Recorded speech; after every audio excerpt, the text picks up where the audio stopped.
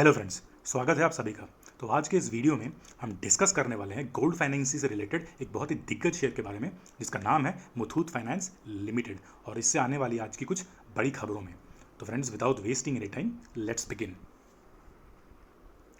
तो friends, video शुरू करने से पहले हम एक न्यूज़ पे नज़र डाल देते हैं जो कि आरबीआई से निकल कर आई है गोल्ड फाइनेंसिंग बैंक्स और एनबीएफसीज के लिए। तो फ्रेंड्स, अभी तक जितने भी एनबीएफसीज और बैंक्स गोल्ड फाइनेंस करते थे उसमें एलटीवी जो रेशो होता था वो तकरीबन 75% यानी 75% का लोन वैल्यूएशन ही सैंक्शन किया जाता था कस्टमर्स के लिए। एलटीवी होता है लोन टू वैल्यू रेशो। तो इस 75% का मीनिंग ये होता था कि आप जितना भी गोल्ड बैंक को जाकर डिपॉजिट करेंगे उसका 75% यानी 75% वैल्यू ही आपको लोन के तौर पे दिया जाएगा। तो आरबीआई के जो आज नया रूल निकल कर आया है, इससे ये हुआ है कि आरबीआई ने इस एलटीवी रेशियो को बढ़ा के 75% से बढ़ा के 90% कर दिया है।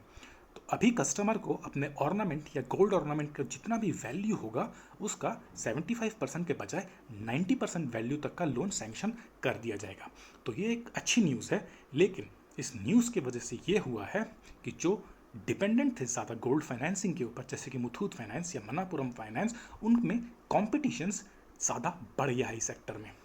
क्योंकि जो बैंकिंग सेक्टर्स के जो बैंक थे, जो कि दिग्गज बैंक थे, आईसीआईसीआई, एसबीआई, एचडीएफसी, ये सारे बैंक्स को भी इसमें ज़्यादा आने का मौका मिल रहा है, जिस वजह से मनापुरम और मुथूट फाइनेंस, जिनका ये ब्रेड एंड बटर सेक्टर था, उनके लिए कॉम्पिटिशन्स में एक इजाफा हो गया है, जिस वजह से आज मुथूट फाइनेंस का स्टॉक भी न्यूज़ के आने के बाद तकरीबन 10% की गिरावट उसमें देखी गई थी। तो उन्होंने जो दिन का लो हाई बनाया था उससे तकरीबन 10% वैल्यू डाउन हो गया था उनके स्टॉक में, सिर्फ इस न्यूज़ की वजह से। तो चलिए फ्रेंड्स, देखते हैं कि आगे इस स्टॉक में हमको इन्वेस्टमेंट करना चाहिए कि नहीं करना चाहिए। तो फ्रेंड्स, आ चुके हैं हम मुथूट फाइनेंस के फाइनेंशियल्स में। तो अगर इनका मार्केट कैप देखा जाए तो ये तकरीबन है 50,452 करोड़ का, 50,452 करोड़ का। इनकी जो करंट प्राइस थी वो है 1258 की, और जो 52 वीक हाई और लो इन्होंने बनाया था वो है 1405.75 का हाई और 476.80 का लो, और ये बनाया था इन्होंने तकरीबन मार्च के ड्यूरेशन में ही। इनका जो बुक वैल्यू है वो निकल के आता है 288.52 का। स्टॉक पी है 16.72, जो कि सेक्टर पी से अच्छा खासा माना जाता है। अगर आप बजाज फाइनेंस के देखें, बजाज फिनसर्व के देखें, तो इनका पी काफ़ी हाई वैल्यूएशंस में मिल रहा है। तो आपको ये स्टॉक अभी भी कुछ अच्छे खासे वैल्यूज़ में ही मिल रहा है। तो फ्रेंड्स, अगर इनका डिविडेंड यील्ड की तरफ देखें तो 1.19, जो कि इस सेक्टर के बैंक्स में, इस सेक्टर के जो भी स्टॉक्स हैं उस हिसाब से अच्छा ही 1.19 का ये डिविडेंड यील्ड दे रहा है। अगर आरओसी में नज़र डालें तो आरओसी इनकी अच्छी खासी निकल के आती है 16.22% की। आरओई भी अच्छी खासी है 22.41% के। अगर इनके 3 साल के सेल्स ग्रोथ में नज़र डालें तो वो निकल के आते हैं 12.16% के। इनका फेस वैल्यू दोस्तों देखने लायक है, ₹10 का फेस वैल्यू है। तो फ्रेंड्स, अगर हम नीचे चले तो इनके प्रोज एंड कॉन्स में अगर नजर डालें तो company has delivered good profit growth of 20.38 CAGR over last 5 years. तो फ्रेंड्स, अच्छा खासा CAGR मिलता है जो काफ़ी अट्रैक्ट करता है इन्वेस्टर्स को इस स्टॉक की तरफ, और हम CAGR के ऊपर इनके वैल्यूएशंस भी देखेंगे 5 साल और 10 साल में वीडियो के आखिर में। तो फ्रेंड्स, अगर हम इनके सेकेंड प्रोज को देखें तो वो नजर आते हैं, company has been maintaining a healthy dividend pay out of 22.40। तो फ्रेंड, जैसे कि मैंने बोला था, डिविडेंड इस कंपनी का अच्छा खासा दे रहे हैं विज़ इनके सेक्टर के कंपनीज के कंपेयर में। अगर इनके कॉन्स देखें तो company has delivered a poor growth of 6.81% over past 5 years. तो हमें लगता है कि शायद इन्होंने अच्छे खासे ग्रोथ रेट ही दिखाए हैं, वो आगे चल के हम और देखेंगे। अगर हम इनके क्वार्टरली रिजल्ट्स में नज़र डालें तो इन्होंने जो सेल्स दिखाए हैं सितंबर क्वार्टर 2019 में 2137 के, जो बढ़ के दिसंबर क्वार्टर में हुए हैं 2321 के, और मार्च क्वार्टर में बढ़ के 2400 में। तो कोरोना इश्यूज़ के दौरान भी इन्होंने अच्छे खासे सेल्स ग्रोथ दिखाए हैं और इसमें ग्रोथ ही हुआ है। बाकी शेयर्स के मुकाबले इसमें गिरावट नहीं आई है। अगर हम ऑपरेटिंग प्रॉफिट में नज़र डालें तो इसमें भी आपको इजाफा ही नज़र आता है 1724 का सितंबर क्वार्टर में, दिसंबर क्वार्टर में 1816 का, और ये बढ़ के आपके मार्च क्वार्टर में हो जाता है 1877 का।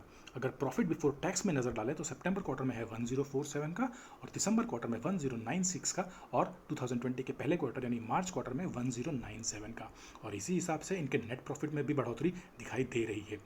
सितंबर क्वार्टर में 530 करोड़ के, और दिसंबर क्वार्टर में 858 करोड़ का, और 815 करोड़ का, और ये 2020 के पहले क्वार्टर जून क्वार्टर में भी नज़र आ रहे हैं 815 करोड़ के। तो फ्रेंड्स, अगर हम इनके ईयर ऑन ईयर में नज़र डालें तो 2017 में इनके ऑपरेटिंग प्रॉफिट में अगर नज़र डालें तो वो निकल के आते हैं 4267 के, और इसमें एक कांस्टेंट ग्रोथ नज़र आ रहा है। 2018 में 4757 की अच्छी खासी बढ़ोतरी है। 2019 में भी अच्छा खासा ग्रोथ इन्होंने शो किया है अपने ऑपरेटिंग प्रॉफिट में 5360 का, और अभी तक के 12 महीनों में इन्होंने शो किया है 6883 करोड़ के। तो फ्रेंड्स, इनके ऑपरेटिंग प्रॉफिट में भी अच्छी खासी एक स्टेबिलिटी और एक ग्रोथ नज़र आ रही है। अगर प्रॉफिट बिफोर टैक्स में नज़र डालें तो ये 2017 में नज़र के आ रहे हैं 1921 के, 2018 में भी बढ़ोतरी नज़र आ रही है 2845 के, 2020 में 2019 में 3077 के और 4057 के अभी तक के 12 महीनों में। नेट प्रॉफिट भी, क्योंकि सारे फिगर्स इनके बढ़ोतरी के ही हो रहे हैं, तो ऑब्वियसली नेट प्रॉफिट भी इनका हमको बढ़ता हुआ ही नज़र आएगा। अगर हम 2017 में देखें तो ये नज़र आते हैं 1180 के, और 2018 में 1778 की बढ़ोतरी हुई है इनमें तकरीबन 700 करोड़ की, और उसके बाद 200 करोड़ की बढ़ोतरी हुई है 2019 में 1972 की, और अभी तक के 12 महीनों में तकरीबन अच्छी खासी बढ़ोतरी हुई है 3018 के। अगर हम इनके कंपाउंडेड सेल्स ग्रोथ में नज़र डालें तो इसमें अच्छी खासी सेल्स ग्रोथ भी दिखा रहे हैं। 3 सालों में अगर इनका सेल्स ग्रोथ देखें तो 12.16% का है, 5 ईयर्स में हल्की सी गिरावट नज़र आती है 6.81 की, और 10 सालों में लेकिन 27.29% का ग्रोथ दिखा रही है। तो ये कंपनी एक अच्छी खासी बड़ी कंपनी है, और 27.29% का जो ग्रोथ रेट दिखा रही है ये काफ़ी अच्छे फिगर्स निकल के आते हैं। अगर हम इनके प्रॉफिट ग्रोथ में नज़र डालें दोस्तों तो ये काफ़ी इंटरेस्टिंग फिगर्स यहाँ पर निकल के आ रहे हैं। 3 सालों में 34.56% का प्रॉफिट ग्रोथ है, 5 ईयर्स में 20.38% का प्रॉफिट ग्रोथ है, और 10 सालों में 35.05% का ग्रोथ रेट है। तो फ्रेंड्स, प्रॉफिट ग्रोथ वही कंपनीज आपको दिखाएंगी जिन कंपनी का सेल्स ग्रोथ बढ़ रहा है। अगर सेल्स ग्रोथ ही नहीं बढ़ेगा तो प्रॉफिट ग्रोथ होगा कहाँ से? तो प्रॉफिट ग्रोथ दिखाने के लिए सेल्स ग्रोथ होना बहुत ही ज़रूरी है। अगर हम CAGR में नज़र डालें तो इनका CAGR निकल के आता है 5 ईयर्स में 46.34 का, और 3 सालों में 38.41% का, और 1 ईयर्स में 100.69% का। तो फ्रेंड्स, पिछले 1 सालों में इन्होंने अच्छे खासे CAGR दिखाए हैं, और हम इनका 10 साल का अवेलेबल नहीं है तो हम इनके जो वैल्यूएशंस निकालेंगे वीडियो के आखिर में वो निकालेंगे 5 साल और 3 साल में। अगर हम रिटर्न ऑन इक्विटी में नज़र डालें तो ये भी अच्छे खासे रिटर्न ऑन इक्विटी इनके निकल के आते हैं। 10 सालों में 22.83% के, 5 सालों में 19.99% का, और 3 साल में 22.37% का, और लास्ट ईयर में 22.41% के। तो फ्रेंड्स, ओवरऑल ये नज़र आता है कि अगर आप इस स्टॉक को उठाएं, no doubt Bajaj Finance, Bajaj Finserv इस कंपनी के दिग्गज स्टॉक्स में माने जाते हैं, लेकिन ये स्टॉक भी किसी भी एंगल से ख़राब नज़र नहीं आता। और आज की गिरावट के बाद ये स्टॉक काफ़ी इंटरेस्टिंग और काफ़ी एक अच्छा बेट निकल के आता है। अगर आप इसमें नई एंट्रीज या फिर ऑलरेडी इन्वेस्टेड इन्वेस्टर्स इसमें बने हुए हैं तो ये काफ़ी अच्छा स्टॉक निकल के आता है जो आपको फ्यूचर में अच्छा खासा ग्रोथ दे के जाएगा। तो फ्रेंड्स, उसके बारे में आगे भी बातचीत जारी रखेंगे। उससे पहले एक बार हम इनके शेयर होल्डिंग पैटर्न में नज़र डाल लेते हैं। अगर हम इनके प्रोमोटर्स को देखें तो इनमें तकरीबन कांस्टेंट स्टेबिलिटी नज़र आ रही है। सितंबर, दिसंबर, मार्च और जून में अगर नज़र डालें हम इनके क्वार्टर्स में तो सितंबर क्वार्टर 2019 में थे 73.48, दिसंबर क्वार्टर में भी लगभग 73.44 ही है। हल्की सी गिरावट है लेकिन नेग्लिजिबल है। अगर मार्च क्वार्टर 2020 में देखें तो हल्की सी गिरावट है 0.01% की 73.43 की, और ये जारी रहा है जून क्वार्टर में भी 73.43 का। फॉरेन इन्वेस्टर्स का भी इसमें लगभग स्टेबिलिटी नज़र आई है, कॉन्फिडेंस में कोई गिरावट नहीं है या फिर बढ़ोतरी भी नहीं है। 15.03 था सितंबर क्वार्टर 2019 में, और दिसंबर क्वार्टर 2019 में था 14.50 का, तो तकरीबन 1% की गिरावट नज़र आ रही है जो कि नेग्लिजिबल है। 14.37 आपका मार्च के क्वार्टर 2020 में, और जून के क्वार्टर 2020 में 14.56% का, तो लगभग कांस्टेंट है। डोमेस्टिक इन्वेस्टर्स की भी बात करें अगर हम तो वहाँ पर भी आपको नज़र सेम ही आ रहे हैं फिगर्स 7.52, 7.84, 7.09, 7.34, और गवर्नमेंट का इसमें कोई शेयर होल्डिंग नहीं है। पब्लिक का इसमें हल्का फुल्का इजाफा हुआ है, 3.97 का था सितंबर क्वार्टर में 2019 में, और दिसंबर क्वार्टर में आपका 4.22 का, मार्च क्वार्टर में 5.12 का, हल्की सी गिरावट आई है जून क्वार्टर 2020 में 4.68 में। दोस्तों, हम इसके बार ग्राफ्स में भी इसके देखेंगे जो हमको विजुअलाइज करने में ज़्यादा हेल्प करेगा कि इनके शेयर होल्डिंग पैटर्न कैसे हैं। तो चलिए फ्रेंड्स, एक बार इनके शेयर होल्डिंग हिस्ट्री में नज़र डाल लेते हैं। बार ग्राफ विजुअलाइजेशन करने में हमको थोड़ी सी सहूलियत इसमें मिलती है, तो हम इनके बार ग्राफ्स एक बार शेयर होल्डिंग हिस्ट्री के देख लेते हैं। तो अगर हम टोटल प्रोमोटर होल्डिंग देखें तो जैसे आप इसमें अच्छे से विजुअलाइज कर पा रहे होंगे कि एकदम कांस्टेंट रहा है 73.49, 73.48, देखें तो कांस्टेंट पूरा एक सेम लाइन पे आपको प्रोमोटर होल्डिंग दिख रही है, तो ये कांस्टेंट रहा है। अगर हम म्यूचुअल फंड होल्डिंग में देखें तो यहाँ पर आपको थोड़ी सी गिरावट नजर आ रही है। शुरू में था ये आपके मार्च क्वार्टर में 2019 में 9.35 का, उसके बाद नेक्स्ट क्वार्टर में थोड़ा सा गिर के 7.70, फिर 6.59, थोड़ी सी बढ़ोतरी हुई 6.99 की, और मार्च 2020 के पहले क्वार्टर मार्च क्वार्टर में 6.08 का, और फिर हल्की सी गिरावट जून क्वार्टर में 6.07 का। लेकिन ये बहुत ज़्यादा गिरावट नहीं है।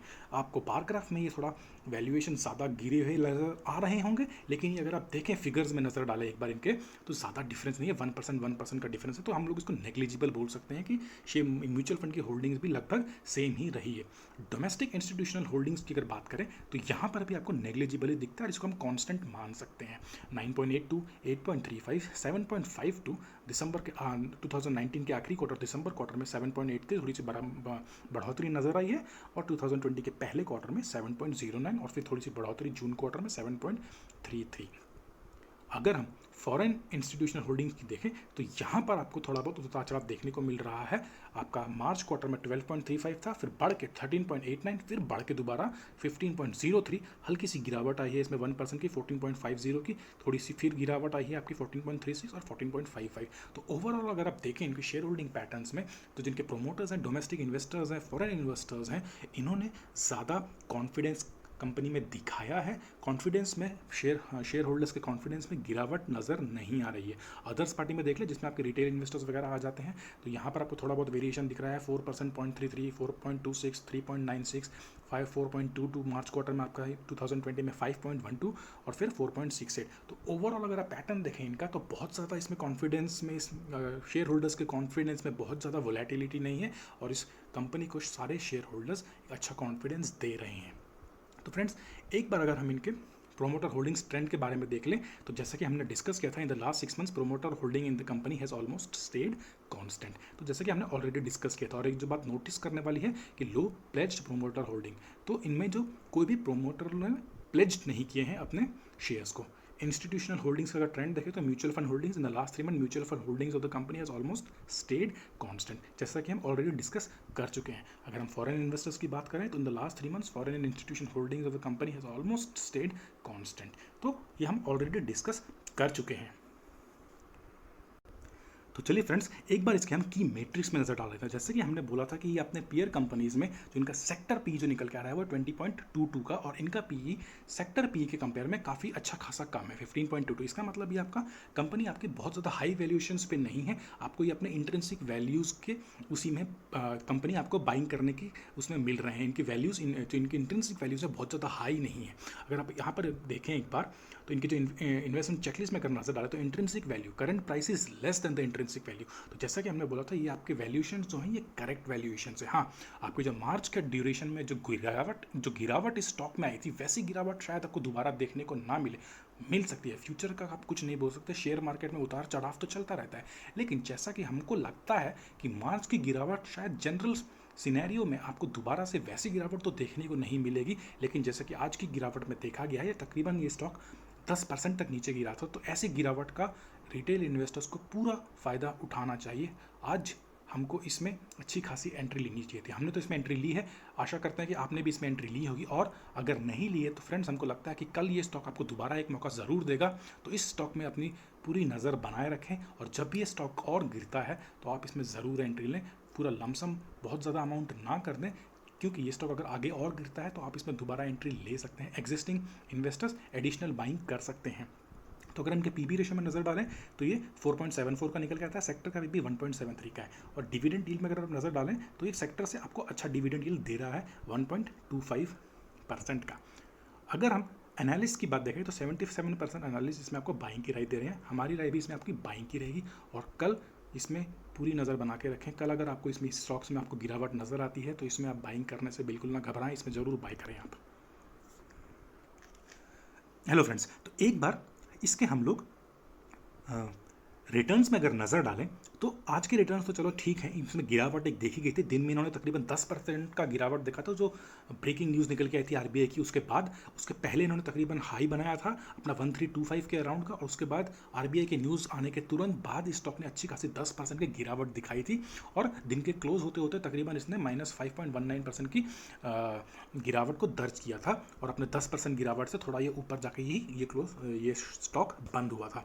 अगर हम पिछले एक वीक के रिटर्न्स में नजर डालें तो इसने तकरीबन 6.43 के नेगेटिव रिटर्न्स इन्वेस्टर्स को दिए हैं। नोटिस करने वाली बात यह है फ्रेंड्स कि इसने एक महीने में अपने इन्वेस्टर्स को, जिन्होंने एक महीना पहले इसमें इन्वेस्ट किया था, उन इन्वेस्टर्स को भी इसने तकरीबन 10% का प्रॉफिट बना के दिया है। एंड फ्रेंड्स, नोटिस करने वाली बात यह है कि corona issues, lockdown, economic downturn, इन सभी इन्वेस्टर्स और being a banking sector, being a NBFC, इस स्टॉक ने एक महीने के दौरान भी इन्वेस्टर्स को निराश नहीं किया है और प्रॉफिट बना के दिया है। पिछले एक साल की अगर बात करें तो एक साल में इसने 90.84% का इन्वेस्टर्स को प्रॉफिट बना के दिया है। 5 साल में 525.32% के इन्वेस्टर्स को प्रॉफिट बना के दिया है। और हिस्टोरिकल रिटर्न्स इसके देखे जाएँ तो बहुत ही मज़ेदार और बहुत ही धमाकेदार रिटर्न्स है 577.94 का, और इनका हिस्टोरिक जो लो है वो भी देखने लायक है 72.59 का, और अभी जो इनका हिस्टोरिकल हाई है वो है 1405 का। तो फ्रेंड्स, अपने 1405 अपने हिस्टोरिकल लो से भी काफ़ी नीचे आ चुका है 1192 में, और इसमें कल भी गिरावट की आशा देखी जा रही है। तो फ्रेंड्स, उसमें भी नज़र ज़रूर बना के रखें। तो चलिए फ्रेंड्स, एक बार इसके हम डे चार्ट्स में नज़र डाल देते हैं। तो इन्होंने जो दिन का जो ओपन किया था वो तकरीबन 1263 का था, और जो इन्होंने हाई बनाया था 1324 का, वो बनाया था इन्होंने तकरीबन दोपहर को 12:30 के करीब 12:45 के अराउंड इन्होंने दिन का हाई बनाया था 1325 का। तो फ्रेंड्स, यहाँ पर फिर उन्होंने जो आरबीआई की न्यूज़ निकली थी इनके एलटीवी रेशो के अराउंड, उसमें उस न्यूज़ के बाद इसमें एक अच्छी खासी डाउन ट्रेंड दिखाया आपको। तकरीबन वो नीचे गया था आपका 1175 का। तो ये फ्रेंड्स, ये बहुत ही ज़बरदस्त गिरावट थी, तकरीबन 10% की गिरावट थी। और ये अगर हम इनके रुपीज़ में देखें तो तकरीबन ये 148.7 का, यानी एक ही दिन में तकरीबन 150 पैसों का, इसमें 150 रुपयों का इसमें गिरावट देखी गई थी इस स्टॉक में। तो फ्रेंड्स, यहाँ पर ये अच्छा एक बाइंग ऑप्शन इस स्टॉक ने आपको आज के दिन में दिया था। अगर हम इसमें 5 डे का देखें तो इसमें लगभग 5.84% का डाउन ट्रेंड इस स्टॉक ने आपको दिखाया है। अगर हम एक महीने की बात करें, जैसा कि हम ऑलरेडी देख चुके हैं, इसने एक महीने में भी तकरीबन 11.59 का आपको अपसाइड दिया है। तो एक महीने में भी इसने अच्छा खासा रिटर्न आपको बना के दिया है। तो फ्रेंड्स, एक बार अगर हम इसके हिस्टोरिकल लो में देखें, 52 वीक में लो देखें, 52 वीक का लो अगर इसका देखें तो वो निकल के आता है 476.80 का, और अगर हम 52 वीक हाई के देखें तो ये निकल के आता है 1405 का। तो फ्रेंड्स, ये अच्छा खासा नीचे आ चुका है अपना 52 वीक्स हाई से 1211 में इसने आज का दिन का क्लोज बनाया था। फ्रेंड्स, अगर हम इसके ईयर लॉन्ग रिटर्न्स में नज़र डालें तो इन्होंने तकरीबन 59.22 का दिखाया है, और अगर हम इनके 5 साल का देखें तो यहाँ पर तकरीबन आपको 546.04% का अपसाइड दिखाई दे रहा है। तो फ्रेंड्स, ये स्टॉक आपको काफ़ी अच्छी अपॉर्चुनिटीज़ दे रहा है न्यू एंट्रीज़ के लिए, और एग्जिस्टिंग इन्वेस्टर्स के लिए ये एडिशनल बाइंग के अच्छे खासे ऑप्शंस आपको दे रहा है। तो चलिए फ्रेंड्स, एक बार हम इसमें देख लेते हैं कि ये 5 साल और 3 साल में अपने इन्वेस्टर्स को कैसा प्रॉफिट दे के जा रहा है। तो चलिए फ्रेंड्स, एक बार नज़र डाल लेते हैं कि इसके 5 ईयर्स रिटर्न्स और 3 ईयर्स रिटर्न्स कैसे हैं। तो शुरू करते हैं 5 ईयर्स रिटर्न से। अगर हम 5 ईयर्स का इसका CAGR निकालें तो वो निकल के आता है 46.34 का, और अगर कोई इन्वेस्टर इसमें 5 साल के लिए इन्वेस्ट करता है 1 लाख रुपए, तो 5 साल बाद वो इन्वेस्टमेंट उसका बन जाता है 6,71,143। तकरीबन दोस्तों, ये आपका 6 टाइम्स आपके पैसे को 5 साल के कम ड्यूरेशन में ही कर देता है। जो ओवरऑल परसेंटेज इसका निकल के आता है वो है 571.14 का, और जो आपके जो इनिशियल अमाउंट में इसमें बढ़ोतरी कर देता है वो है 5,71,143 का।